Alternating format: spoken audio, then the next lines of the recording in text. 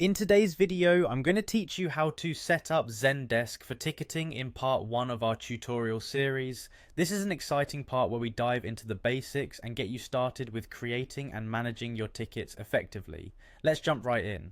First things first, you'll need to open your web browser and head over to the Zendesk homepage, which is your gateway to a complete customer service solution. Once you're there, look to the top of the page and click on the Sign In button. This section is where all the magic begins. You'll be prompted to enter your credentials. Make sure your details are handy, as entering the correct email and password is essential for accessing your account dashboard. After typing in your credentials, click on Sign In again to proceed.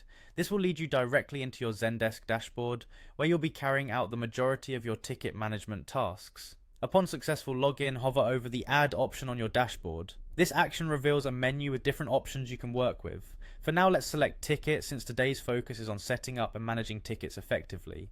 Next, click on the Requester field. This field is crucial because it identifies the individual making the request, which is an integral part of ticket management, as it helps in tracking the source of the queries or issues. Once you've done that, move on to the Assignee field. Here, you will assign the ticket to a member of your team who will be responsible for addressing the request.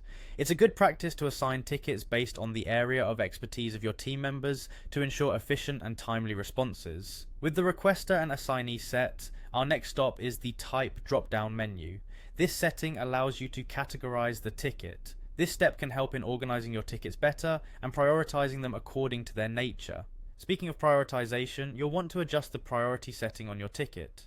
Choose the level of urgency that best reflects the importance of the request.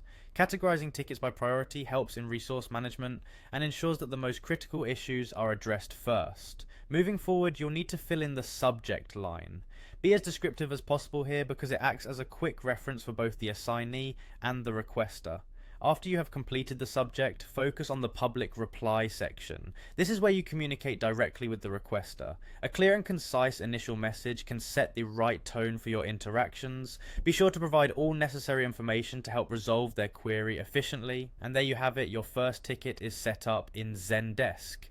As you get more comfortable, remember that these steps lay the foundation for efficient and effective ticket management. Keep practicing and you'll be a pro in no time. Thanks for joining today's session, and stay tuned for our next video where we'll delve deeper into more advanced features.